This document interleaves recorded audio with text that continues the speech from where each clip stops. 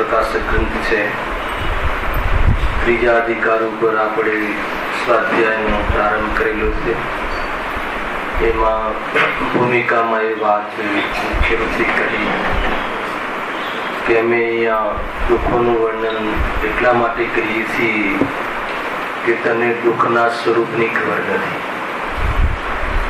અને દુઃખના દૂર કરવાના જે ઉપાય કરે છે જૂઠા છે.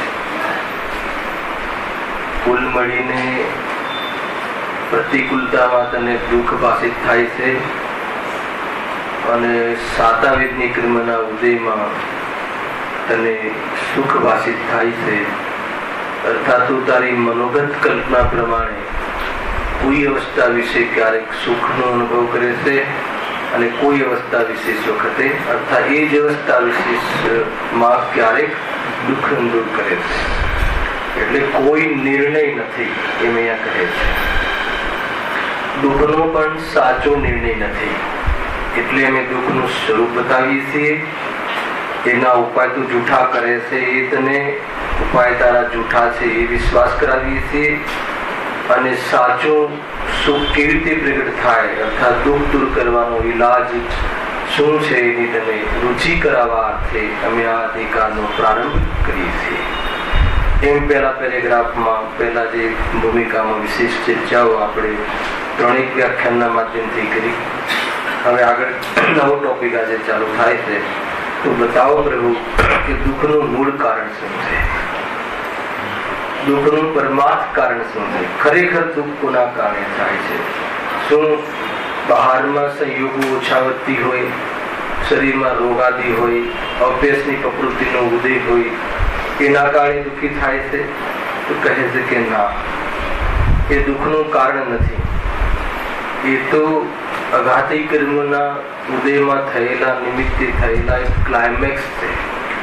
જીવ એમાં જો સાચું ધ્યાન કરી લે, સ્વરૂપનું ભાન હોય તો એ વખતે પણ એવી સ્થિતિ વખતે પણ જીવ સ્વરૂપનો આનંદ લૂંટી શકે છે.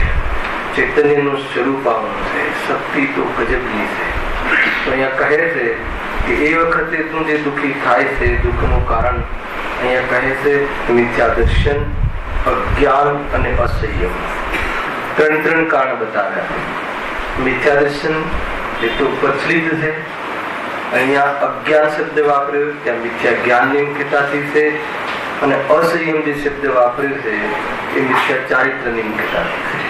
તથાપી કમજોરી વર્ષ જ્ઞાની ધર્માત્માઓને પણ જે અસંયમ રૂપ ભાવ રહે છે, ક્રોધાદી રાગાદી ભાવ ભૂમિકાનુસાર આવે છે, એ પ્રવૃત્તિ પણ વાસ્તવમાં દુઃખની પ્રવૃત્તિ છે. એ પણ આમાં ગર્ભિત છે. જ્યારે એનો શબ્દની વિવક્ષા આવશે ત્યારે આપણે એનો વિશેષ ખુલાસો કરીશું. હવે સર્વ દુઃખોનું મૂળ કારણ મિથ્યા દર્શન, અજ્ઞાન અને અસંયમ છે.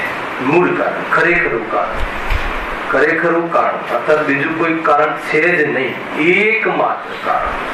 તો તમે એમ કહો કે ચલો પરમાર્થી કારણ આ છે પણ વ્યવહારથી તો ઓલું ખરું ને, એને ઉભું રાખવું છે. અરે પરમાર્થી કહ્યું એટલે એકમાત્ર સમ્યક એકાંત આ જ છે, બીજું કોઈ દુઃખનું કારણ નથી. એનું નામ સમ્યક અનેકાંત. ખ્યાલ આવ્યો ને? બહારના કર્મ ઉદયમાં થતી સ્થિતિ એ દુઃખના કારણ નથી, પરંતુ સ્વભાવને ન અનુભવી અને અજ્ઞાનતા, મિથ્યાત્વ અને અસંયમ આદિ ભાવ છે એ પરમાર્થી અર્થાત એકાંત દુઃખનું કારણ છે. એનું નામ સમ્યક અનેકાંત. સમ્યક અનેકાંતમાં સમ્યક એકાંતનો પક્ષ આવે ત્યારે સમ્યક અનેકાંત થાય. તો શું પક્ષ આવવું જોઈએ? ત્યાં દુઃખના કારણ છે એ મારો સ્વભાવ નથી એમ નિર્ણય કરી, એમ જાણી અને સ્વભાવ પર દૃષ્ટિ જાય અને સુખનો સ્વાદ લે ત્યારે તારે સમ્યક અનેકાંત થયું કહેવાય. નહીં તો શાસ્ત્રનું તો સમ્યક અનેકાંત આ જ છે. શું કહ્યું જીતુભાઈ? બરાબર છે. શાસ્ત્રમાં તત્વાસૂત્રનું સમ્યક અનેકાંત, ગુરુદેવની સભામાં જે એમને અનેકાંતની વિવક્ષા કરી મૌલિક આ છે. બહુ મોટો વિષય છે. શારવાદ ને અનેકાંત ચંદ્રકાંતભાઈ ચલાવડાવો આવા વિષય 10 દક્ષિણ પરિવારમાં જેમને ચીનવાણી વાંચવાની પદ્ધતિ આવડી હતી ખરેખર હું છું. આ બધા બહુ સુંદર સુંદર ટોપિકો છે જીનાગમના. એના વગર એક પણ પાનું આગળ ચાલુ મુશ્કેલ. શાદવાદ શૈલી છે અને એકાંત વસ્તુના ધર્મ છે, ચલાવે કે નહીં. અને અનંત ધર્માત્મિક વસ્તુને ઓળખવા માટે શાદવાદ શૈલી વગર અસંભવ છે. તો શાદવાદ શૈલીની જો ખબર નહીં હોય તો ગોટાળા કરશે, બહુ ગોટાળા. એટલે તો થયા છે ગોટાળા. એ શૈલીની ખબર નથી શું શાદવાદ શૈલી છે. બહુ ઊંચી વાત છે. તમને એને થોડુંક ટેસ્ટ કરાવી દઉં કેવી રીતે છે. માની લો કે એક બાજુ તમે એમ કહો છો કે ભાઈ સમય ઘણો ઓછો છે, બરાબર ભાઈ ચિન્નુભાઈ, હેને? બહુ ક્ષણિક છે, તારી પર્યા ક્ષણિક છે. હવે તું કેટલું રહીશ અહીંયા, 10-5 વર્ષનો ઘરાગ, એને સમય ભરનો ભરોસો નહીં. એક બાજુ એ જ કુંકુંદાચાર્ય દેવ એ જ જીવને એમ કહે, અને બીજી વખત શું કહે? તું અનાદિ અનંત છે, તું ત્રિકાલી છે, હેને? તું ધ્રુવ છે, એને તું ક્યારે નષ્ટ થતો નથી. તો કહે છે કે એક જ આચાર્ય એક જ વ્યક્તિને એક જ સમયમાં આ બે વસ્તુ કહે છે. કેવી રીતે કહે? તો આજે કન્ફ્યુઝન પેદા થયું. એ કન્ફ્યુઝન નો અભાવ શાદવાદ શૈલીથી સંભવ છે. બરાબર મહેન્દ્રભાઈ? અસંભવ છે. બધી વસ્તુ છે અને એક જ સમયમાં એક જ વ્યક્તિને બે ધર્મ બે યોગ્યતાઓ છે કે નહીં? તો જે રીતે કહ્યું છે એનું નામ શાદવાદ શૈલી છે. અને એનાથી શું નક્કી કરવું? બે ધર્મ એમાં જે કહ્યું કે ભાઈ તારું જે આ ક્ષણિક મનુષ્ય જીવન ક્ષણિક છે, તારો આ અવસર ક્ષણિક છે, હેને? એમ કહી અને કરવા લાયક કાર્ય કરી લે તો બરાબર સમજો. શું કરવા લાયક કાર્ય છે? કે હું અનાદિ અનંત છું, મનુષ્ય શરીરના ભાવથી હું મરતો નથી, એ નિર્ણયને અનુભવ કરી લે, એ કરવા લાયક. સાચું દર્શન કરવા લાયક છે. ત્યારે એ સમ્યક અને એકાંત થશે. ને એમાં સમ્યક એકાંત શું થયું? નિર્ભય થઈ ગયો, એને એને પોતાનું અસ્તિત્વ મટી જશે એવી જાતિનો ભય ન રહ્યો. નિર્ભારનો સ્વાદ આવ્યો તો સમ્યક એકાંત થયું, નહીં તો સમ્યક એકાંત ન થયું. કે અનુભવપૂર્વક વાત છે ભાઈ. બાકી તો આ જે શાસ્ત્રમાં અનેકાંતની જે વર્ણન છે બધું, એની ડેફિનેશન્સ ને એનું જે સ્વરૂપ છે તો બધું છે જ. પણ એ કેવી રીતે તને સમ્યક અનેકાંત થયું કહેવાય અને કેવી રીતે સમ્યક એકાંત થયું કહેવાય એની ચર્ચા છે. બસ એમ જ વિકલ્પ આવી ગયો વિષય અહીંયા છે નહીં. પરંતુ જીનાગમની પાનું ખુલતા પહેલા આજે એની શૈલી છે, એની જે ટર્મ્સ છે, એ સમજવાની જે એંગલ છે, દૃષ્ટિકોણ છે, એ સમજમાં નહીં આવે તો ઉલટા હાથ કાઢીશ. તારા મનોગત કલ્પના પ્રમાણે તું એનો વિચાર કરીશ અને અંતમાં તારું સમસ્યાઓનું અર્થાત તો સુખનું કારણ નહીં જડે, સમસ્યાઓનું સમાધાન નહીં થાય. એમ કહે આ રીતે વાત તો શું હતી કે સર્વ દુઃખોનું મૂળ કારણ મિથ્યા દર્શન, અજ્ઞાન અને અસંયમ છે. ક્યાંથી વાત નીકળી? કઈ શબ્દ? મૂળ કારણ. મૂળ કારણ અને પરમાર્થ કારણ. એને પરમાર્થ કારણ કરતા પછી વ્યવહાર ઉભો રહે છે ને? અરે નથી ઉભો રહેતો. વ્યવહાર ગૌણ કરીને નથી એમ કહ્યું, ગૌણ કરીને નથી કહ્યું એટલે એનાથી તારું દુઃખનું પણ પ્રયોજન નથી ને સુખનું પણ પ્રયોજન નથી. વ્યવહારની દ્રષ્ટિ દુઃખ છે અને વ્યવહારની દ્રષ્ટિ છૂટી જાય તો સુખ છે.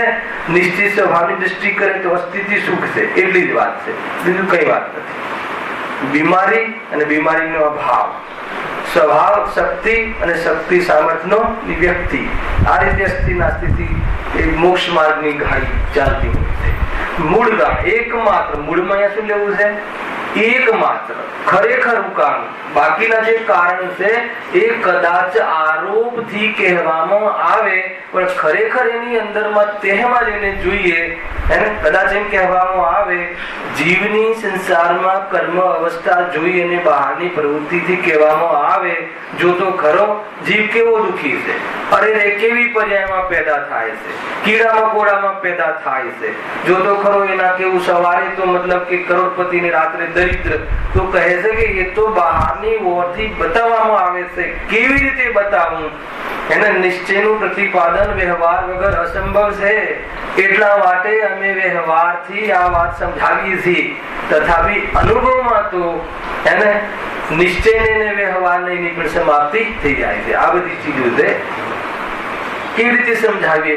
તો કહે કે એ કીડાની પર્યાયમાં અર્થાત તો એ શરીરના છેદન ભેદનની પર્યાયમાં છેદન ભેદનથી કહેવામાં આવે છે. જો તો ખરો કેવો દુઃખી થાય છે.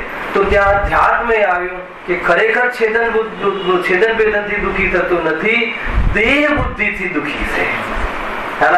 આખું પાનું પલટાઈ ગયું. પણ એ દેહ બુદ્ધિ જે પડી છે અને એ દુઃખી થાય છે આવા સમયે, આવી અવસ્થામાં અગર જો દેહને હું છું એમ ન માનતો હોત તો એ દેહની રાખ થવાના સમયે પણ સમાધિપૂર્વક શાંતિથી સ્વરૂપમાં વેદન કરતો હોય એવી જાતિનું આત્માનું સ્વરૂપ છે. સીધું ટોન છે. એ અહીંયા કહે છે. બહુ જોરદાર વિષય છે ભાઈ. એટલે મૂળ કારણ કોણ છે? આપણે ચાવી પકડી છે કે મૂળ કારણ કોણ છે. આ બહારમાં તું તારું કન્સેપ્ટ શું છે, તારી ધારણા શું છે, તારું દ્રષ્ટિકોણ શું છે, તારી દ્રષ્ટિ શું છે, અને તારું સ્વરૂપ સંબંધી તારી બુદ્ધિ શું કહે છે, એ પ્રમાણે પેલા વિચારમાં મૂકો. એને આપણે જ્ઞાનની કોર્ટમાં, અદાલતમાં આ બધા વિષયો મૂકો અને એનો નિષ્કર્ષ આગમના માધ્યમથી વિચાર કરી અને જો મળતો આવે ત્યારે કહેવાય કે અનુસાર પુરુષાર્થ ઉપડે તો મળ્યો કહેવાય, નહીં તો કાંઈ મળ્યો ના કહેવાય. બાકી તો સમીકરણો તો આજે બહુ વાર મેળવ્યા, પરંતુ એનો જે નિષ્કર્ષ છે એ સંબંધી એને પ્રયોગ ન કર્યો. દવા લઈ આવ્યો, દવા શીખી આવ્યો, દવા સમજાવ્યો, પણ દવાનો પ્રયોગ ન કર્યો. બસ સાચી દવા લઈ આવ્યો, બરાબર તાવ આવ્યો છે, નિદાન કર્યું, તાવની દવા પણ લઈ આવ્યો રાખી, પણ પ્રયોગ પ્રમાદવશ, રાગવશ, પ્રમાદ એટલે રાગ કાઢ્યો ગુરુદેવ, પ્રમાદવશ સંસારમાં રાગવશ એને આ ઔષધિ કબાટમાં બંધ કરી અને બહારથી નમસ્કારનો વ્યવહાર કરી દીધો. સરસ મઠાવી દીધું, ફર્સ્ટ ક્લાસ ફર્નિશ, વેલ ફર્નિશ, અને મતલબ અમેરિકન, બેલ્જિયમ કાચ, અને અંદરમાં સમયસાર જબરજસ્ત સજાવટ, અને જોરદાર કે સમયસાર અમારા ઘરમાં છે, અને સવારે ઉઠીને બધા નમસ્કાર કરે છે ને રાત્રે સુતા બધા નમસ્કાર કરે છે. જય નારાયણ. ગુરુદેવ કહે આ પાનું ખોલ્યું નથી. પેલી ગાથા કોણ લેખક છે, કોની ટીકા છે ખબર નથી. કદાચ હોય તો ટીકામાં શું છે તો કે ખબર નથી. ટીકામાં હોય તો ક્યાં છે તો કે ટીકામાં છે.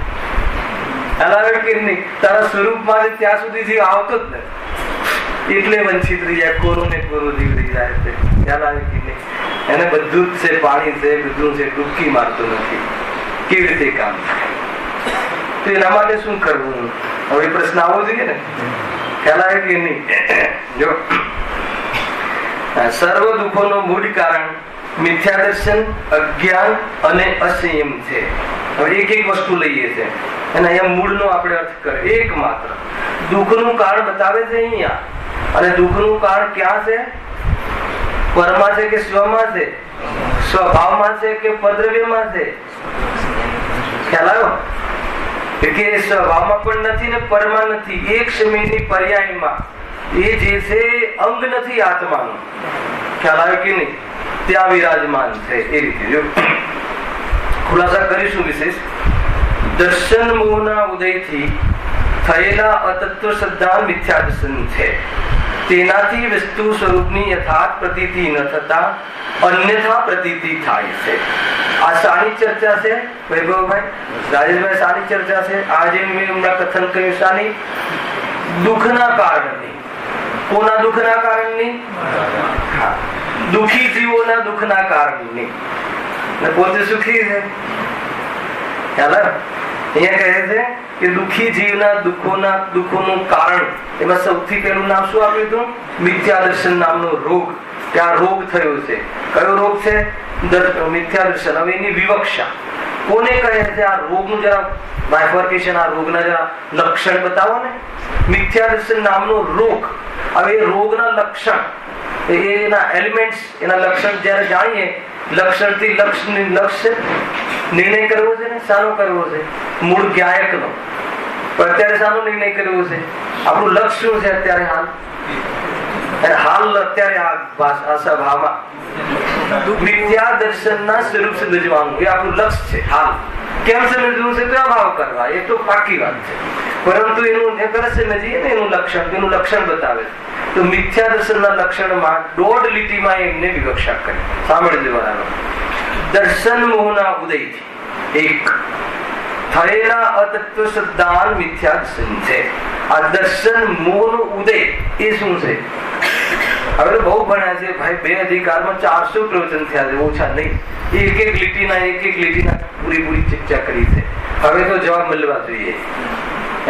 દર્શન મોહનો ઉદય એમાં કોની વાત છે? બતાવો અનિલભાઈ, બતાવો.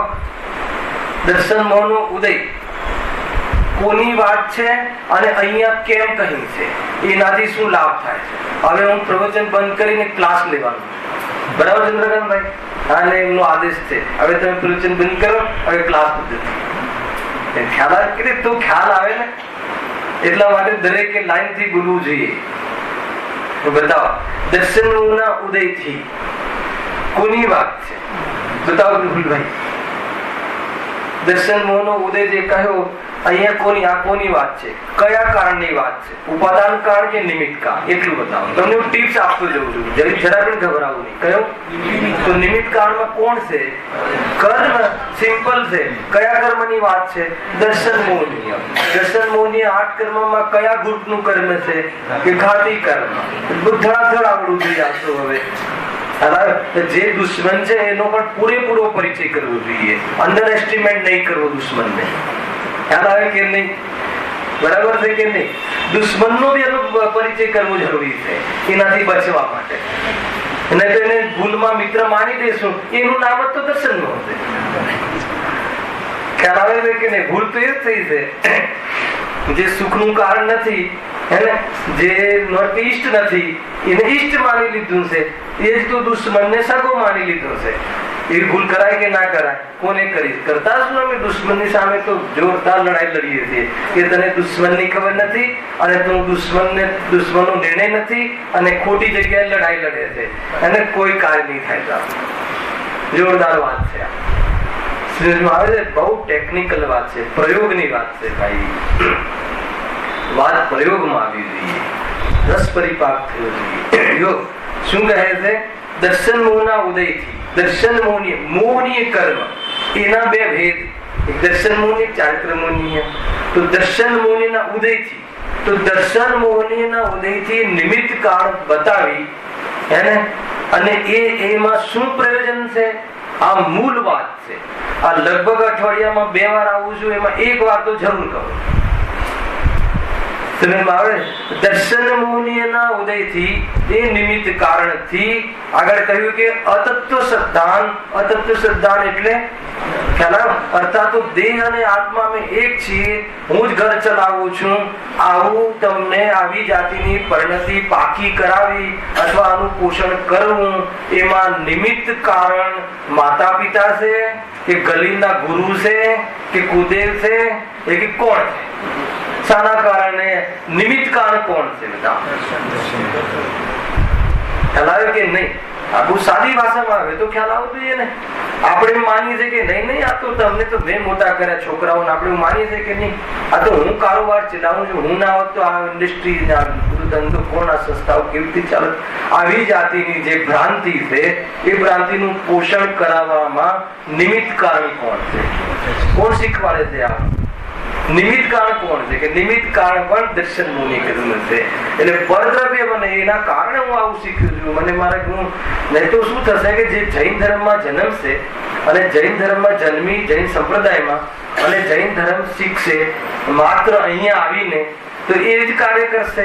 તો કે અન્ય જગ્યાએ જન્મે છે તો પણ કાર્ય કેવી રીતે કરે છે? અન્ય પક્ષમાં, શ્વેતંબર સંપ્રદાયમાં, હરિજન શુદ્ર સંપ્રદાયમાં, અન્ય સંપ્રદાયમાં, તિર્યંજ ગતિમાં ત્યાં પણ કાર્ય કરી લે છે કે ત્યાં તો આનો મોકો પણ નથી આ સભાનો વેદ વિજ્ઞાનની. તો કેવી રીતે? ખ્યાલ આવે કે નહીં? જો કોઈ એકાંત એમ કહે કે મારા ઘરમાં આ જ સંસ્કાર મળી રહ્યા છે, તો કહે છે કે એવા ઘરમાંથી બી નીકળીને જીવ તીર્થંકર થયો છે. ખ્યાલ આવે કે નહીં? એટલે કહે છે કે ત્યાં એ કારણ નહોતું, ત્યાં પણ દર્શન મોહનીય કર્મ નિમિત્ત હતું. તને ખ્યાલ આવે સાકે? સમજાય છે ગુજરાતી? દર્શન મોહનીય કર્મ. આ દર્શન મોહનીય કર્મ ક્યાંથી આવ્યું? આ બધી થીમ શીખવાડી છે. ચલો દર્શન મોહનીય કર્મ, પણ આખિરકાર તમે પરદ્રવ્યની સિદ્ધિ કરીને અરે એમ નથી, પણ દર્શન મોહનીય કારણ જે નિમિત્ત કારણ છે એ નિમિત્ત બનવા રૂપ યોગ્યતા પણ કોના કારણે થઈ કે પૂર્વમાં તેવા ભાવ કર્યા હતા, એને લઈને કર્મ બંધ થયો અને એ ઉદયમાં આવ્યું. પણ એ તો ભૂતકાળ થઈ ગયો ને પ્રભુ, એ તો થઈ ગયું. હવે શું? તો કે હવે તું જે ભૂલ કરે છે કે એના ઉદયમાં પણ સ્વભાવ તરફ દ્રષ્ટિ ન કરતા, એના મૂળ સ્વરૂપ ને સમજતા તું એમાં ને એમાં રચ્યો પચ્યો રહે છે, એટલા માટે કે આ ભૂલ થાય છે. મૂળમાં એક લીટીમાં આટલી બધી ટર્મ્સ, આટલા બધા એંગલ, આ બધું છે. આ બધું એંગલમાં શું નક્કી થાય છે? આ બધા એંગલમાં શું નક્કી થાય છે કે ઉપયોગને સમેટવું. ધ્યાન રાખજો ભાઈ, અહીંયા ઉપયોગને સમેટવાની વાત છે. ક્યાંથી સમેટવું? મંદિરોથી. ક્યાંથી સમેટવું? સ્વાધ્યાયથી. અરે અમે તો બહુ સમેટીએ છીએ, બહુ ઉપયોગ સમેટ્યો. હવે શિબિરોમાં નથી જતા, હવે આ નથી જતા, તો ક્યાં જાવ છો? જ્ઞાન શિબિર, ધ્યાન શિબિર, હવે કઈ શિબિરમાં જાવ છો? સમજમાં આવે છે કે નહીં? તો ઉપયોગને સમેટવાની વાત એટલે ઉપયોગને વિષય કષાય અને પંચેન્દ્રિયના ભોગરૂપ પ્રવૃત્તિથી સમેટવાની વાત છે. ત્યાંથી સમેટવાની વાત. તો એક લીટીમાં ઉપયોગ સમેટ્યો ને ક્યાંથી સમેટ્યો? ઉપયોગનો વિસ્તાર, મને કોઈ મારો દોષ, મારી જે આ બહારમાં આજીવિકા આદિ સંભાળવાનું દાયિત્વ, મને એમાં જે રસ પડી રહ્યો છે એનું કારણ અને દીકરા દીકરીઓ અને સમાજ, કેમ કે મારી સમાજને બહુ જરૂર છે અને દાન આદિ કોણ કરશે, એટલા માટે એમના માટે આ બધું હું ખ્યાલ આવે કે નહીં? સમજમાં આવે છે કે નહીં? આ છે ને ઉલટું પ્રકરણ. તો કહે છે કે તારું તું સમેટ ઉપયોગ ને. અરે આવા તો સમાજ કેટલા છે અને અનંત કાળના પ્રવાહમાં કેટલા પરદ્રવ્ય, અનંત પરદ્રવ્ય છે. તું ક્યાં એ પરદ્રવ્યના કારણે જો તું આ કરે છે તો કે તારું આ મિથ્યાત્વ, તારું આ રૂપ ક્યારે તું નહીં થાય? સમજમાં આવે છે કે નહીં? તો ત્યાંથી ઉપયોગ સમેટ. એટલે મને જે દોષ થયો છે એ દોષમાં નિમિત્ત કારણે મારા દ્વારા બંધાવેલું દર્શનોની કર્મનો ઉદય છે. બહારમાં કોઈ એનો આરોપ આપી અને તારા ઉપયોગને ફરીથી વિસ્તાર નહીં આપ. આ તો ભાઈ ઉપયોગને સમેટવાનો માર્ગ છે. સમજમાં આવે છે કે નહીં? જોરદાર વાત છે એ છે. અને પર્વ બી ચાલુ થાય છે. ક્યારે પર્વ ચાલુ થાય છે? કાલે, અત્યારથી. અને વિધિવત ક્યારે થાય છે? કેલેન્ડર પ્રમાણે કાલે 10 લક્ષણ પર્વ ચાલુ થાય છે. પર્વ શું કહેવાય? પર્વ મનાવવાના છે કે નહીં? પર્વ કોને કહેવાય? નથી ખબર. માન લો કે આપણે તહેવાર જે કહીએ છીએ, ભાવાસન કરાવો, વ્યાખ્યા ના આવડે તો, તહેવારમાં આપણે આનંદનો અવસર, જ્યાં આનંદ પ્રગટ થાય એને પર્વ કહેવાય. એ તો સિમ્પલ છે ને. જોયું તમને ક્યાં હું શું અહીંયા સિદ્ધ કરવા બતાવું. આ જ પ્રકરણથી આપણે જોઈન થઈ જશું. પર્વ કોને કહેવાય? કે જ્યાં આનંદ પ્રગટ થાય. આનંદ તહેવારમાં શું કરીએ છીએ? આપણે આનંદ કરીએ છીએ, મોજ કરીએ છીએ. તો આનંદ જે પ્રગટ કરીએ, મોજ કરીએ, એને પર્વ કહે છે. તો એ પર્વમાં આપણે શું કરવાનો છે? આનંદ કરવાનો છે. હવે નેક્સ્ટ સ્ટેપ કે આનંદ કોને કહેવાય? વિતરાગતાને આનંદ કહેવાય. ખ્યાલ આવ્યો કે નહીં? રાગ રહિત અવસ્થાને આનંદ કહેવાય. નિર્ભારતાને આનંદ કહેવાય. નિરાકુલતાને આનંદ કહેવાય. નિરાકુલતા આનંદ લક્ષણ છે. બરાબર છે? તો એ વિતરાગતા પણ રીતે આનંદ મનાવો અથવા આનંદ મોજ કરવી, તો એનું નામ પર્વ છે. સમજમાં આવે છે કે નહીં? તો 10 લક્ષણ ધર્મ, 10 લક્ષણ મહાપર્વ. તે 10 લક્ષણ એને તમારો પહેલો દિવસ હોય ને તો પહેલા પ્રવચન ચાલુ નહીં કરવાના. ચંદ્રકાંતભાઈ બધાને 10 લક્ષણના નામ બોલાવડાવો પેલા. તો એ 10 લક્ષણ કયા છે જેના નિમિત્તથી આપણે, અર્થાત જે વિતરાગતાના એલિમેન્ટ્સ છે, જે આનંદના સ્વરૂપ છે, આનંદના ભેદ કરીને સમજાવવામાં આવે છે. એ 10 લક્ષણ ઉત્તમ ક્ષમા આદિ જે કહ્યા, જે આત્માના ઘરેણા છે, જેનાથી આત્મા શુભાયમાન છે, એ વાસ્તવમાં 10 પ્રકારની વિકૃતિઓના અભાવમાં જે પ્રગટ થાય છે વિતરાગતા, એ વિતરાગતા જ એકમાત્ર સુખ છે, એ વિતરાગતા જ એકમાત્ર સાક્ષાત સુખ છે. અર્થાત તો ભેદ કરીને કહીએ તો વિતરાગતા જ સુખનું કારણ છે. બે લીટી કહી, સાક્ષાત વિતરાગતા જ સુખ છે. એ કારણ પર કાર્યનો આરોપ આપ્યો અને વિતરાગ થઈ જાય, રાગ મટી જાય તો નિરાકુરતા થાય, એ જ વાસ્તવમાં આનંદ છે. સમજમાં આવે છે? એટલે જે આ મૂળ સ્વરૂપ જે દશલક્ષણ મહાપદ્ધ છે એ વિતરાગતાનો માર્ગ છે, ઉપયોગને સમેટવાનો, દુઃખ અને દુઃખના કારણોથી રાગ અને કષાયથી કષાય અને વિષય કષાયો જે પ્રત્યક્ષમાં દુઃખના કારણ છે, કર્મ બંધનના સાક્ષાત કારણ છે, એ જગ્યાએથી વિશેષ પ્રકારે નિવૃત્ત થઈ અને શું કરવું? વિતરાગ માર્ગની આરાધનામાં સંલગ્ન થવું. અર્થાત તો એ સંબંધી સ્વાધ્યાય જે પણ અહીંયા આયોજન રાખ્યું હોય એના માધ્યમથી વિશેષ આત્માના સ્વરૂપને સમજી અને એની આરાધનાની ભાવના કરવી, અર્થાત પુરુષાર્થ કરવો, એનું નામ દશલક્ષણ છે. ખ્યાલ આવે છે કે નહીં? કાલે કદાચ મેં ત્યાં કહ્યું તું, બોલી જ્યાં જવાનું થાય ત્યાં કંઈક તો કહેવું પડે છે, તો ત્યાં કહ્યું તું મેં કે જે સામાન્ય દિવસોમાં આપણે શણગાર અને શું કહેવાય સજવા ધજવાનું જે નથી કરતા, એનાથી વિશેષ દશલક્ષણ પર્વમાં એને શણગારવાનો સજવા સજવાનો કાર્યક્રમ કરીએ છીએ. વાત એટલા માટે મેં પહેલા શું કહ્યું, પર્વ એટલે આનંદ, પર્વ એટલે નિર્ભરતા થઈ અને મોજ કરવી. એટલે જેટલો ઉપયોગને સમેટો, આપણે તો જે આમ દિનોમાં તૈયાર થવામાં સમય નથી લગાવતા, એનાથી વિશેષ સમય દશલક્ષણ પર્વમાં તૈયાર થવામાં, સજવા સજવામાં અને એ પ્રમાણે શણગારવામાં શરીરને, એમાં આપણે સમય લગાવીએ છીએ. દેહની આસક્તિ તોડવાનો આ તો પ્રોગ્રામ છે. મુનિરાજોની મુખ્યતાથી કહ્યું છે, ગૌણપણે સમ્યક દૃષ્ટિને શ્રાવકોના જીવનમાં પણ દશલક્ષણની ઉત્પત્તિ થાય છે અને આત્માથીના જીવનમાં પણ વિશેષ વિષય કષાયોથી નિવૃત્તિ થઈ અને આરાધના કરવાનો આ માર્ગ છે.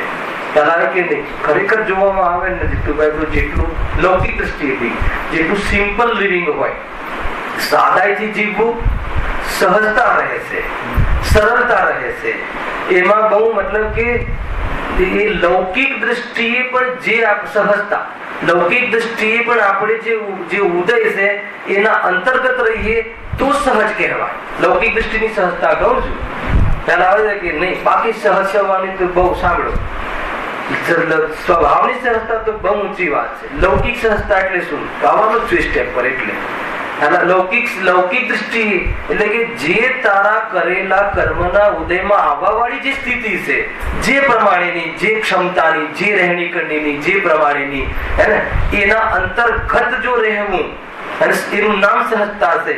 પણ દુનિયાને દેખાડવા માટે એનાથી વિપરીત થઈને અને એનાથી અનેક રીતે, માની લો કે તમારી પાસે 2-5 સાડીનો વૈભવ, જે જળ વૈભવ છે, એવી ઉદયગત યોગ્યતા છે, તો એ પ્રમાણે રહેવું એ સહજતા છે, એ સાદાઈ છે. પરંતુ નહીં, દશલક્ષણ પર્વમાં ફલાણા ભાઈની વહુ તો આ પહેરીને આવે છે, રોજ જુદી સાડી અને રોજ હાર જુદા, તો આપણે તો કંઈક કરવું જોઈએ. ભલે આપણી પાસે નથી તો ભાડેથી લઈ આવીએ, પડોશીનું લઈ આવીએ, પૂછીનું લઈ આવીએ, તો કઈ સહજતા નથી. અને એટલી સહજતા નહીં રહે, એ પહેર્યા પછી એક શબ્દ તને કાને નહીં પડે, બીજાનું લાવ્યો છું, એનો અંદરમાં તમને હિંતાનો અનુભવ થશે અને ખોવાઈ જશે તો શું કરીશ, ભયનો અનુભવ થશે. સમજમાં આવે છે કે નહીં? અને 10-10 કિલોનું સાડી ને આ ને તે ને પહેર્યા પછી એને સાચવવામાં વિદ્વાને શું કર્યું એ જ ખબર નહીં પડે. ખ્યાલ આવે છે કે નહીં? એટલે જેટલી સાદાઈ, સરળતા અને આફ્ટર ઓલ શું તમે સમજાવવા માંગો છો? જે રીતે આપણે જે રીતે તૈયાર થઈને સજીને આવીએ છીએ, તો એના પરથી કે બીજાનો પણ ઉપયોગ અહીંયા જાય એટલે એમાં નિમિત્ત બનીએ છીએ. એના ઉપયોગ સમેટવાની વાત છે. સમજો, આ એક જ બેનર ઉપર આખું જેટલું કહેવું, ઉપયોગ સમેટવાની વાત છે. જૈન ધર્મની હરેક ધાર્મિક ક્રિયા એને ભેદ વિજ્ઞાન અને વિતરાગતાના પોષણ અર્થે છે. રાગના પોષણ અર્થે થયું તો એ જૈન ધર્મનો પર્વ નહીં, પણ એ જૈન ધર્મના પર્વનું શું છે? અપમાન છે. સમજમાં આવે છે કે નહીં? આવો સુશોભિત શું છે? હા, ફેશન પરેડ બોલું છે કે નહીં? मतलब તમે એ દિવસમાં એવું લાગે કે જાણે રંગ ધંગ, અરે એકદમ સફેદ વસ્ત્ર, સિમ્પલ વસ્ત્ર, માતા બહેને આરિકાનું રૂપ ધારણ કરીને, ભાઈઓ એને જે પણ સિમ્પલ શ્રાવક નું ધર્મ મતલબ રંગીન કપડા નહીં, એનું કારણ છે ડિફરન્સિયસ કપડા અને અનેક ડિઝાઇન. એક તો એનો રંગ હોય, રાસ હોય, ક્યાંથી લાવે, કોને બનાવી, કોણ ડિઝાઇનર છે, કોણ છે, ક્યાં મળે છે, કેટલાનું છે, એનું થઈ ગયું કે એનું પ્રવચન એક પણ નહીં થાય 10 દિવસ. ખરેખર આરાધના એટલા માટે અહીંયા એને કોઈ કહ્યું તું કહેજો રાજેશભાઈ સારું કરો, કહેજો કંઈક, તો કે એનો માર્ગ નથી ભાઈ. સિમ્પલ એકદમ જે પણ જેટલું ત્યાં એ વખતે વિષય કશાય જેટલું સામાન્ય દિવસોમાં રહે છે એ પણ પ્રેક્ટિસપણે કે વિષય કશાયોમાં ઉપયોગ રહેતા સ્વરૂપની સંપત્તિને ખોઈ બેસાય છે. તો કહે છે કે એવા વિષય કશાયોના પ્રસંગોને કેવી રીતે મર્યાદામાં લાવવા કે જે આપણા ધરોહર, જે મૃદાજ છે, જે મોક્ષનું સાક્ષાત કારણ છે, એમના કણમાં પણ પરિણામ નથી હોતું. એ અવસ્થા લાવવા માટે કેવી રીતે એની પ્રેક્ટિસ કરવી જોઈએ, એ પ્રેક્ટિસનો માહોલ 10 લક્ષણ ધર્મ ઉજવવાની પદ્ધતિ છે.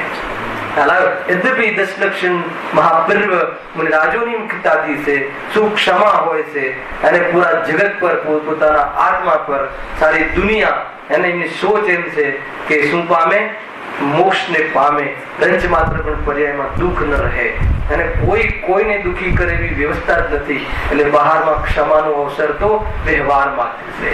ખરેખર તો આ જીવે પોતાના જીવ સાથે અન્યાય ઘણો કર્યો છે, અનંતો અન્યાય કર્યો છે. તો કહે છે કે ત્યાં તારે વિચાર કરવા જેવો છે.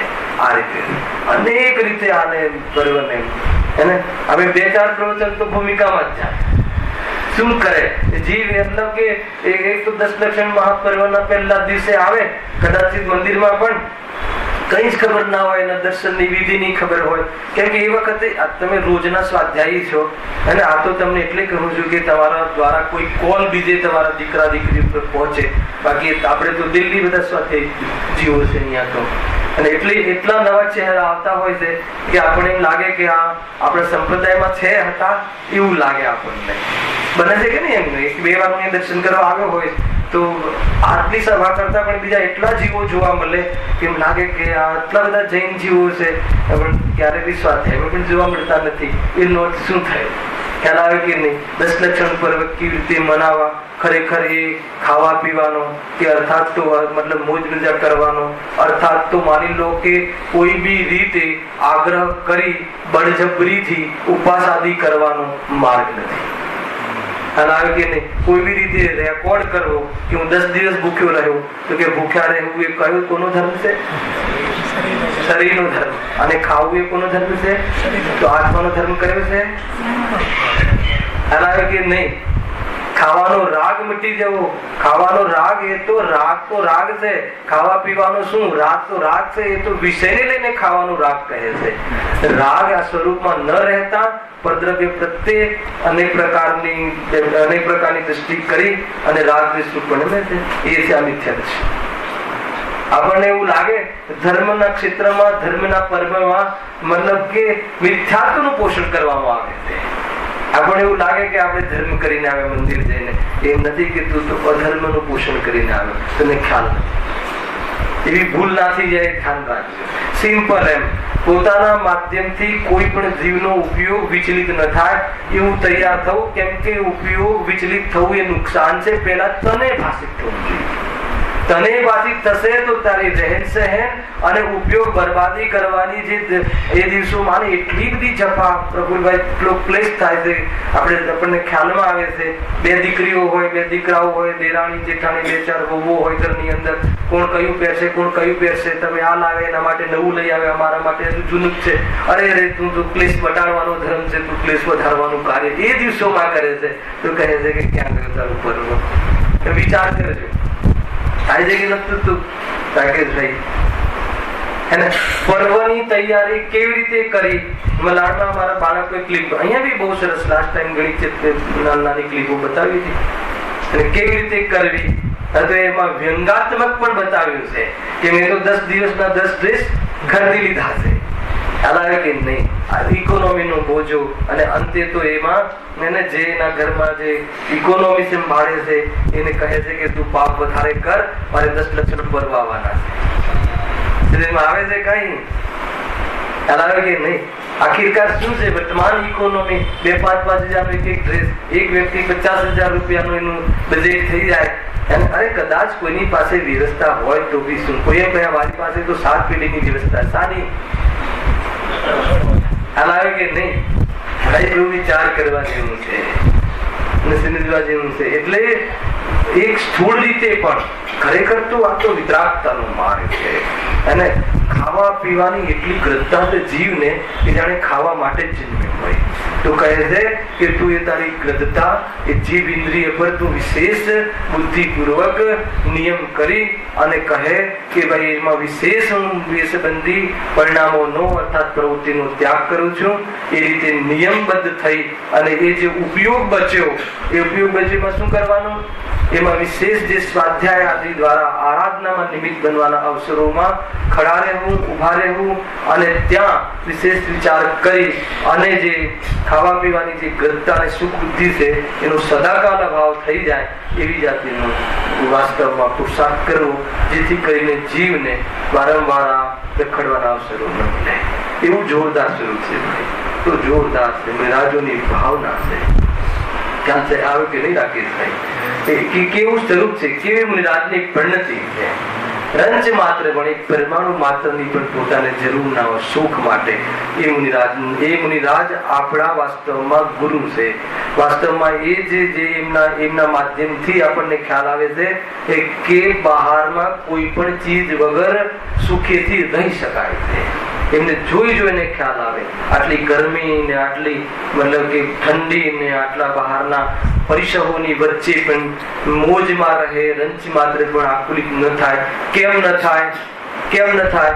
કે બાહ્ય પદાર્થોમાં સુખ દુઃખનું કારણ નથી. એનાથી હું સુખ માનતો હતો એ માન્યતા તો નીકળી ગઈ છે અને એ સંબંધી હવે મને લક્ષ્ય પણ નથી. એ મેં અહીંયા કહે છે.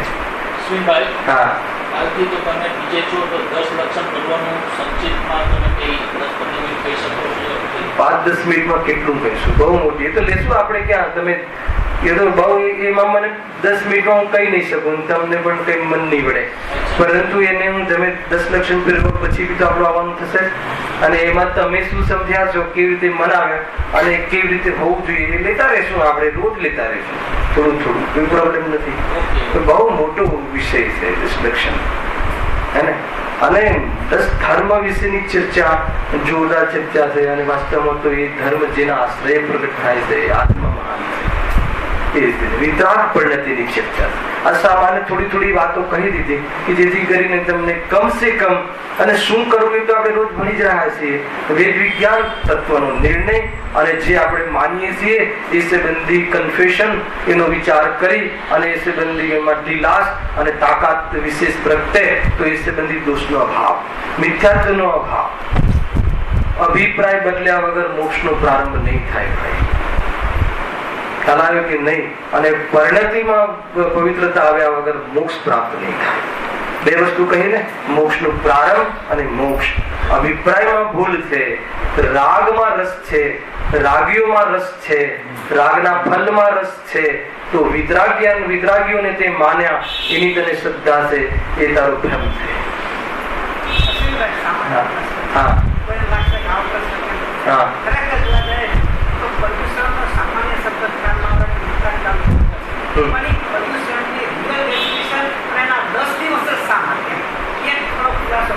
શું 10 દિવસ? હા 10 દિવસ એટલા માટે છે કે હા એ બરાબર ઠીક છે. પર્યુષણ આપણે શ્વેતાંબર સંપ્રદાયથી આવેલો શબ્દ છે. પર્યુષણનો અર્થ તો એક પ્રકારથી જેને કહેવાય પૂજન આદિ થાય છે. અને અર્થાત તો જે દેવશાસ્ત્ર ગુરુ જે હોય છે એમની જે ભક્તિ અને એમની જે પૂજન આદિ એવો ભાવ નીકળતો હોય છે. પરંતુ મેઇન 10 લક્ષણ ધર્મ કહેવાય છે. દિગંબર પરંપરામાં આ જે પર્વ છે એને 10 લક્ષણ મહાપર્વ કહેવાય છે. તો 10 જ કેમ? તો વાસ્તવમાં 10 નથી, 1 જ છે પેલા તો. અને 10 ને 1 વિતરાગ ધર્મ છે. પરંતુ 10 પ્રકારની વિકૃતિ પેલા કહ્યું હમણાં થોડી વાર પહેલા, જે ક્રોધ, માન, માયા, લોભ આદિ જે છે ને એના એક અભાવમાં એક ધર્મને સમજાવવામાં આવે છે. તો એ 10 પ્રકાર જે મુખ્ય જે ચાલે છે સંસાર સમાજમાં સંસારમાં, એ કશાયો જે અબ્રહ્મ ભાવ જે છે, પરિગ્રહ છે, એવી જાતિનું જે મૂળ જે ચાલે છે, જે આપણી દોષ, એ દોષના ભાવમાં કેવી રીતે મુનિરાજ વિતરાગતાને પ્રગટ કરે છે મુખ્ય છે. ખરેખર એક જ સમયમાં બધા જ જે 10 પ્રકાર કહ્યા, એ 10 પ્રકાર તો નિમિત્ત પ્રધાનતાથી ભેદ છે. ખરેખર ધર્મ તો એક વિતરાગતા છે, પણ એ લેવલની વિતરાગતા મુનિરાજને એક સાથે હોય છે. ખ્યાલ આવ્યો કે નહીં? અને એમાં જે ઉત્તમ ક્ષમાધર જે કહ્યું ને, એ જે ક્રમ પણ જે છે સામાન્ય સમજાવવા પૂરતો છે. ઉમા સ્વામી એનું તથ્ય પણ કહ્યું છે કે પેલા નહીં તો સત્ય ધર્મ ને એમાં જે એનો પણ ઘણા ત્યાં ઉલ્લેખ છે. મૂળ વાત તો એ છે, પ્રશ્ન આપણો એ છે કે 10 દિવસ કેમ? તો 10 દિવસ એટલે એક ધર્મની એક દિવસે વિચાર કરીને આરાધના કરી દઈએ, એ મુખ્યતાથી નિમિત્તની પ્રધાનતાથી વ્યવહારની અપેક્ષાએ આપણે 10 દિવસની વાત કરી છે. બાકી આ તો રોજ મનાવવા જેવા ધર્મ છે, અને 10 દિવસ માટે નથી. પરંતુ એ 10 પ્રકારના જે વિકૃતિના ભાવમાં જે ભેદ કર્યા, એટલા માટે એક દિવસની મુખ્યતાથી. બાકી કોઈ 10 શબ્દમાં કોઈ વિશેષ કોઈ એનો કોઈ ઉલ્લેખ હોય અથવા વિશેષ કોઈ એનો લાભ હોય, એવું કોઈ જગ્યાએ શાસ્ત્રમાં આવતું નથી. 10 દિવસ એક ધર્મની મુખ્યતાથી એમાં કરવામાં આવે છે. પછી એને લઈને એકાદો વ્યવહાર છે, એ બાને વિતરાગતાનું પોષણ કરવા માટે, એટલા માટે. અને વાસ્તવમાં તો ઘણીવાર એવું લાગે કે આપણે 10 દિવસમાં વધારે ધર્મ કરવો જોઈએ, એવું નથી. સમજમાં આવે છે કે નહીં? તો 10 રોજની વાત છે, છતાં એક સામાન્ય રીતે કહીએ છીએ કે એક વિશેષ બહાનું આપી અને વિશેષ જે રોજ રૂટીન જે આપણે વિતરાગતાનું પોષણ અર્થાત વિતરાગતાનો પ્રેમ છે, અર્થાત વિતરાગતાનો પક્ષ છે, એ વધારવા અર્થે આપણે આ 10 દિવસમાં બુદ્ધિપૂર્વક ભેગા થઈએ છીએ. બાકી એને યુગ પ્રારંભની સાથે બી આને એક અને કથાને જોડવામાં આવી છે. એ બધી ઘણી મોટી કથાઓ છે, જેવી 10 લક્ષણ પર્વમાં એની વિશેષ ચર્ચા થશે. યુગ પ્રારંભ સાથે પણ છે. એ સિવાય મતલબ કે મુનિરાજોની મુખ્યતાથી અનેક રીતે આની ચર્ચા કરવામાં આવી છે. બાકી કોઈ 10 દિવસનું કોઈ હેતુ હોય એવું કોઈ જગ્યાએ છે નહીં, મૂળ વાત. અને વચ્ચે આપણે શનિ રવિ જયારે કોઈ એવો પ્રસંગ આવી જશે તો એની ચર્ચા આપણે અપેક્ષિત જેટલી છે એટલી આપણે કરીશું. આ દિવસોમાં ક્યાં એનો કીધું ને, યુગ પ્રારંભ સાથે જે કામ પલટાય છે ને, એની સાથે એક પૂરી સ્ટોરી છે. સનાતન સત્ય જે કહેવાય છે, યુગોથી થતું આવ્યું છે એટલે એને સનાતન કહેવાય છે. છતાં એને યુગ પ્રારંભ જે કાળ બદલાય છે, એ વખતે જે મતલબ કે દુષ્કાળ આદિ પડે છે, અને એ પ્રમાણે જે યુગનો પ્રારંભ થતા જે આ 10 લક્ષણ પર્વમાં જેવો જોડાય છે વિતરાગ ધર્મને યાદ કરીને, એ આખી સ્ટોરી છે. ઘણી લગભગ પૂર્ણ કલાક ઇતિહાસ છે, અને એ બધું છે શાસ્ત્રોમાં. તો ત્યાંથી તમે એને વાંચજો. મૂળ વાત આપણું અધ્યાત્મ તો એ કહે છે કે એની સાથે કોઈ દિવસ સાથે ધર્મ બંધાયેલો નથી, કોઈ કાળ સાથે ધર્મ બંધાયેલો નથી. એ તો કોઈ કાળની મુખ્યતાથી કોઈ વિશેષ બહાનું આપી બાણા જોઈએ આપણે, બાણા જોઈએ ધર્મને વધારવાના. એટલા માટે આ અષ્ટાનિકા પર્વ, 10 લક્ષણ પર્વ 3 વાર આવે છે. 10 લક્ષણ પર્વ પણ આપણે એક મનાવીએ છીએ.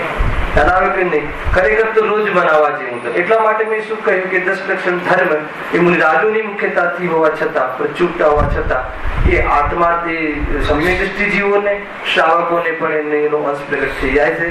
નહીં તો કોઈ કહે કે તો મુનિઓ માટે જ છે, તો અંશ પ્રગટ નીચેની અવસ્થામાં પણ થાય છે, અને આત્માર્થીઓ એને અભ્યાસ રૂપથી કરે છે. એ વાત તમે યાદ રાખજો.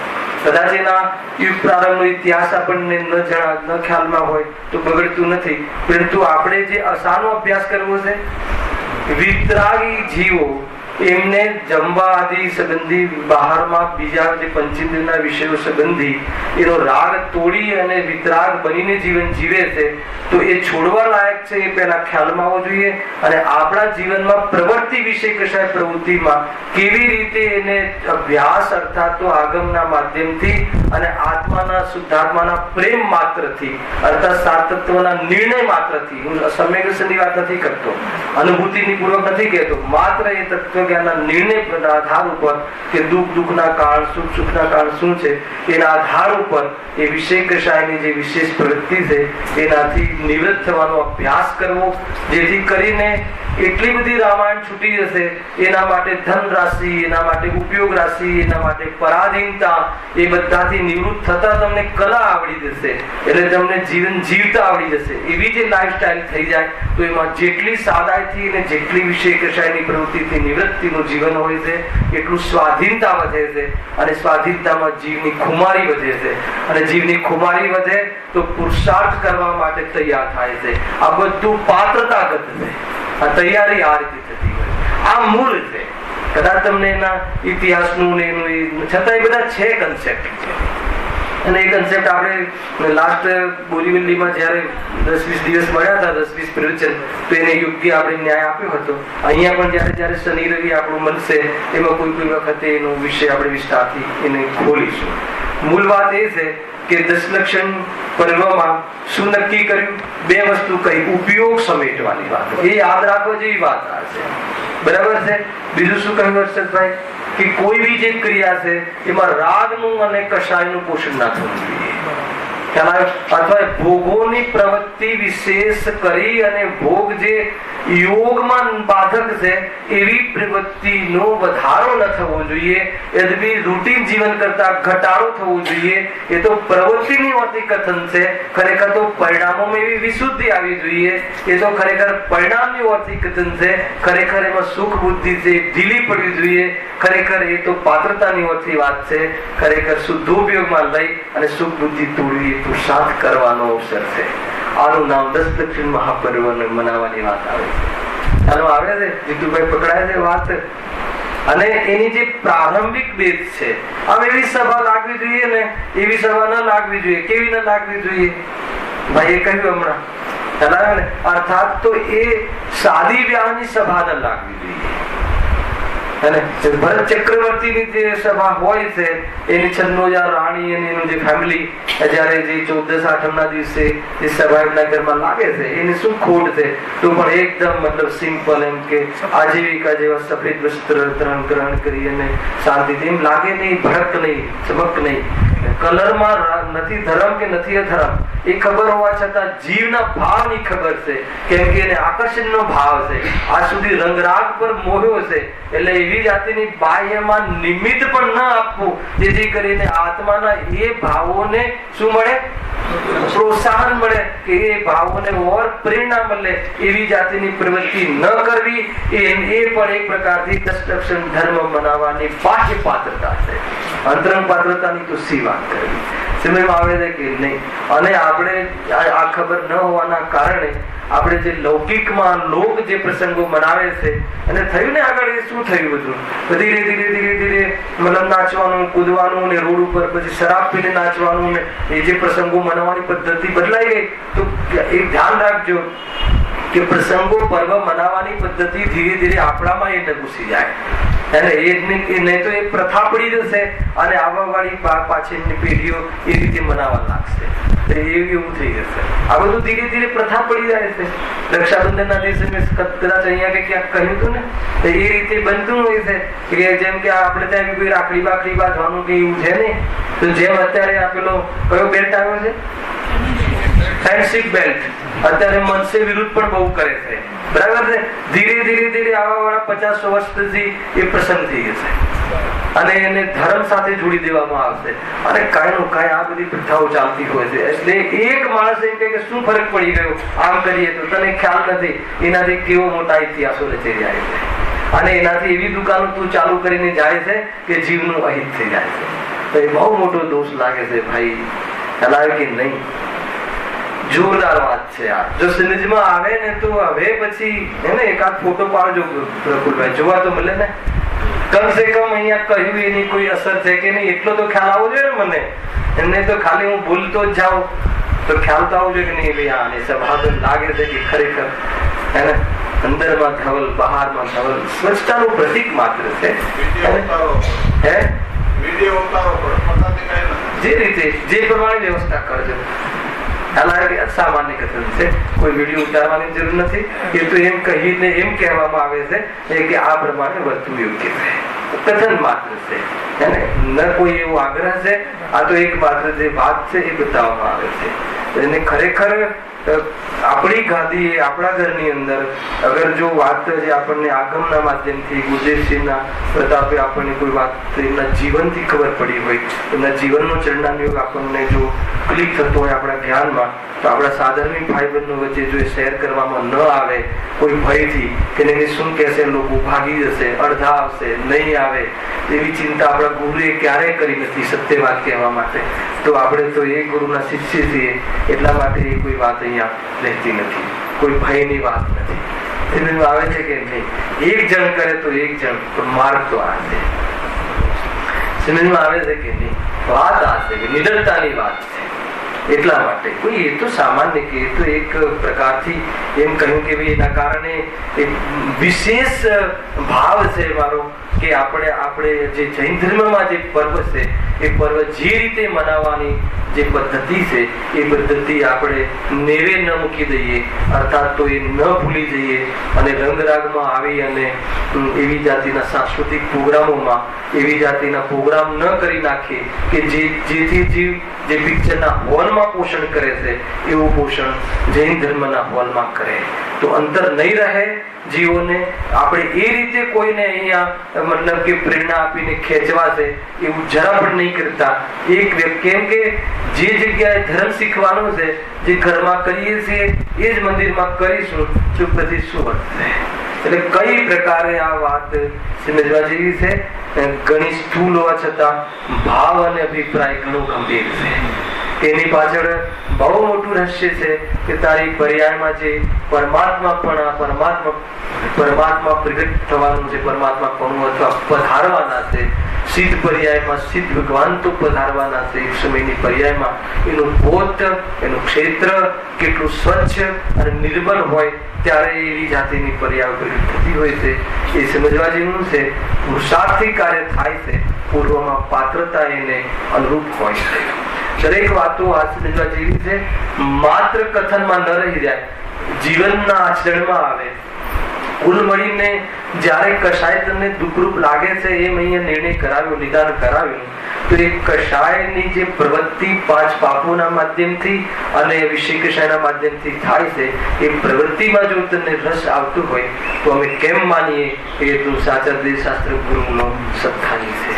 કેવી રીતે કહીએ? સમજમાં આવે છે કે નહીં? મૂળ આ વાત છે ભાઈ.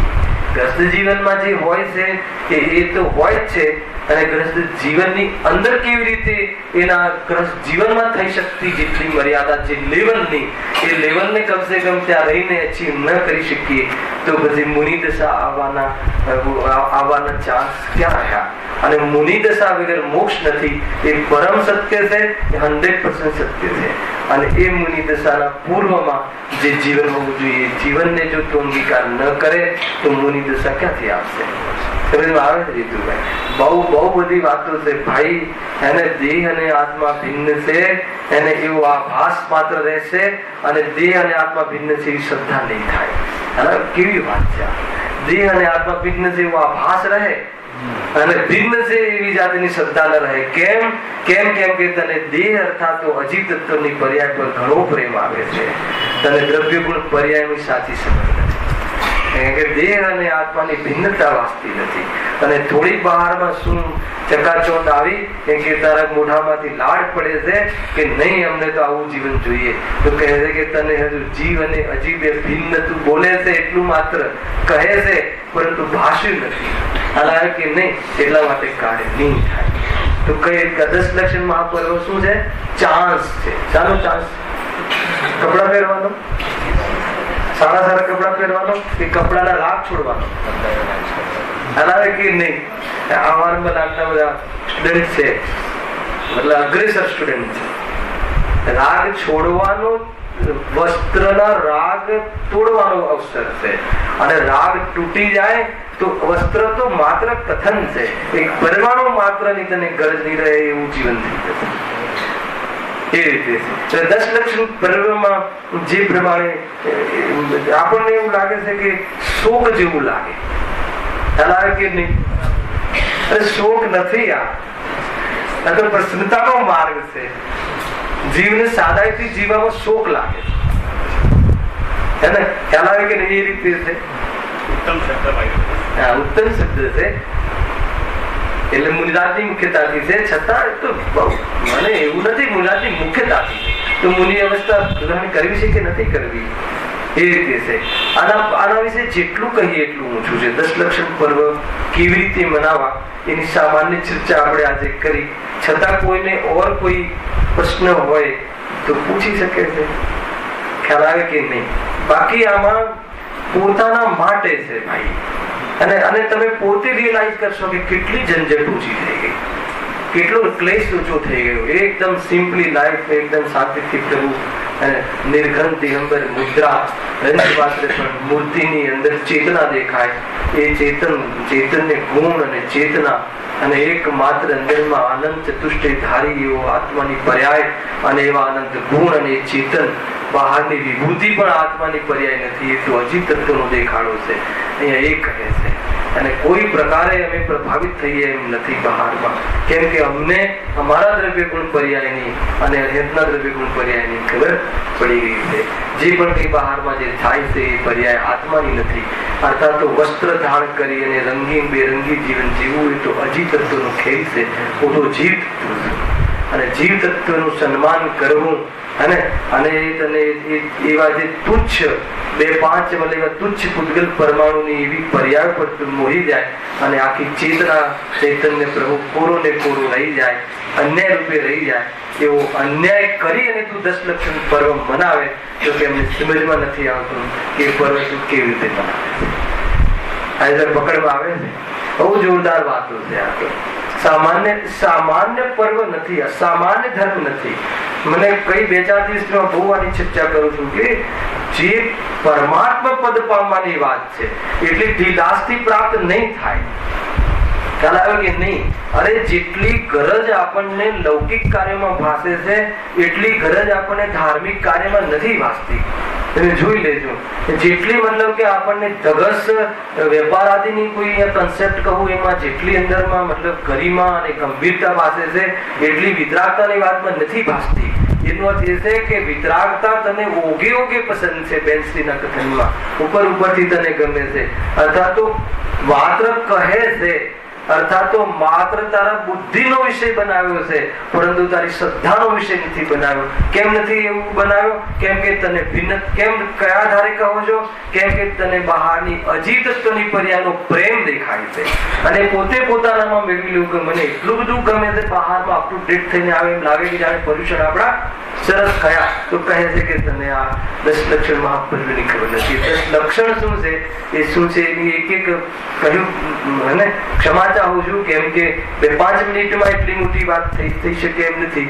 છતાં હવે કાલથી પ્રારંભ થાય છે તો જે બી વક્તા હશે એનો વિસ્તારથી ચર્ચા કરશે ને એ સિવાય આપણે જે ભાઈઓએ અહીંયા સમજાવ્યું હશે એને લઈને પણ આપણે વિશેષ ચર્ચા આપણે કરીશું.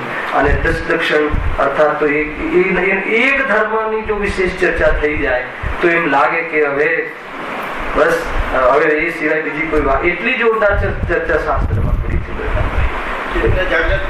હા, 100% થઈ જાય. દુનિયામાં તો વિશેષપણે આ ધર્મોની આરાધના હોય જ છે, છતાં એમ સવાલ પેદા થાય છે કે આરાધના તો એ શહેરમાં રહીને પણ કરી શકે તો એ જંગલમાં શાના માટે જાય છે? જંગલમાં ઘરમાં રહીને આત્મામાં રહીને આરાધના થાય. હવે જેને પ્રજો આમાં કેવું છે, આની ચર્ચા પેલા થઈ ગઈ છે કે બહારમાં જે કોઈ એમ કહે કે પછી વસ્ત્ર પહેરીને બી તો આત્માથી ભિન્ન કહી શકાય તો શું કામ વસ્ત્ર છોડવા? તો એ તો એમ છે નહીં. રાગ હોય ત્યારે એ બહારમાં એ કુટુંબમાં દેખાય છે. સાંભળજો, રાગ ન રહે તો કુટુંબમાં 100% ન દેખાય. કુટુંબમાં ન દેખાય અને રાગ તો રહે એવું તો બને, પણ રાગ રહે અને રાગ ન રહે અને કુટુંબમાં દેખાય એવું ન બને. એવું નિમિત્તિક સંબંધ છે. જ્યારે એને ઘરનો રાગ જ નથી, એ સંબંધી એને પ્રયોજન જ નથી, એવો રાગ તૂટી ગયો છે તો એવા જીવોને સહજ વાવે સંયોગમાં મકાન આદિ એવું જોવા મળતું નથી. તો પછી શું કામ એ શહેર સિટીમાં એમનો જે વ્યવહાર જે છે વ્યવહાર ધર્મ નિભાવવું પણ સંભવ બનતું નથી અને ઉપયોગ જે છે એમને જનન કૃષાએ ઊભી હોય છે. કદાચિત એ તીવ્ર થઈ અને અને ઉપયોગ વિશેષ જોડાય એવી રીતે એ પોતાની એવી તૈયારીમાં રહેતા નથી અને એટલા સાવધાન રહે છે એ આત્માર્થી જીવો કે યદ્યપિ અંદરમાં પૂરી શ્રદ્ધા છે કે વિતરાગતા ધર્મની અને એમને અચીવ કર્યો છે એની, પણ હજુ એક કણ કશાય બાકી છે. તો કણ કશાયનો રંગ ન આવી જાય એ અર્થે જેટલી બહારમાં મર્યાદાનો વિકલ્પ છે એ પ્રમાણે અનુસરે છે. એ ચરણાનો યોગ અર્થાત તો રીતની આજ્ઞા છે એ પ્રમાણે 100%. હા, કેમ કે કસાય કણ છે ને, કશાય એમને દુનિયા પર ભરોસો નથી, એમ નહીં, કશાય કણ પર ભરોસો નથી, રાગ પર ભરોસો નથી. તો એ રાગ ક્યારેક ખેલ બતાવી દે એટલા માટે આમાંથી હજારો પ્રશ્ન નીકળશે. અહીંયા તો હું તમને એટલે લાંબે શું કામ જવાનું, અહીંયા યાદ સભામાં ગુરુદેવની સભામાં પ્રશ્નો થયેલા છે. એક દ્રવ્ય બીજા દ્રવ્યને અડતું નથી તો પછી આ શું કામ મૂકવું? એ આવી ગયો ને એક પ્રશ્ન છે ને, જયારે તમે એમ કહો એક દ્રવ્ય બીજા દ્રવ્યને અડતું નથી તો શું કામ? તમે જયારે એક દ્રવ્ય બીજા દ્રવ્યને અડતું નથી તો 5 હાથ દૂર રાખીને કેમ, મતલબ કે તમે સ્ત્રીઓથી દૂર રહેવાનો નિયમ બનાવ્યો? કે જયારે એ વાત તો કહે છે કે ભાઈ એક દ્રવ્ય બીજા દ્રવ્યને 100% અડતું નથી, એ સિદ્ધાંતમાં ખોટ નથી, પણ તારી રાગનો ભરોસો નથી. અમને તારો રાગ વધી જાય તો ખેલ બતાવી દે, એનાથી તારું અહિત થઈ જશે. એટલા માટે બહારમાં કશાયની મર્યાદા લાવવા માટે એવા જે ચરણાની યોગના અનુશાસનમાં જે નિયમ કહ્યા છે એ રીતે. જો આમાં એવું છે કે આપણે 11 પ્રતિમાઓની અહીંયા ચર્ચા બહુ વિશેષ થઈ ગઈ છે સાવક ધર્મની. ક્યારેક મુનિ ધર્મની ચર્ચા જો કરવાનો જે અવસર જયારે કોઈ બી એવું આવી જશે આપણે 4-5 દિવસનો, તો એની ચર્ચા પણ જોરદાર આપણે કરીશું યથાયોગ્ય સમય. એ રીતે 10 લક્ષણ પર્વ બધા શાંતિથી વિતરાગ ભાવ વધે એ પ્રકારે. વિતરાગ ભાવ પ્રગટ ન થયો હોય તો એની રુચિ વધે, રુચિ થઈ ગઈ હોય તો વિતરાગતા વધે. એવી ભાવનાથી આજનું વક્તવ્ય સમાપ્ત કરીએ છીએ. 10 લક્ષણ પર્વ પછી જયારે બી પ્રવચન હશે ત્યારે અહીંયા જાહેર કરી દેશે બોર્ડ પર, એ પ્રમાણે પ્રોગ્રામ આગળ થશે.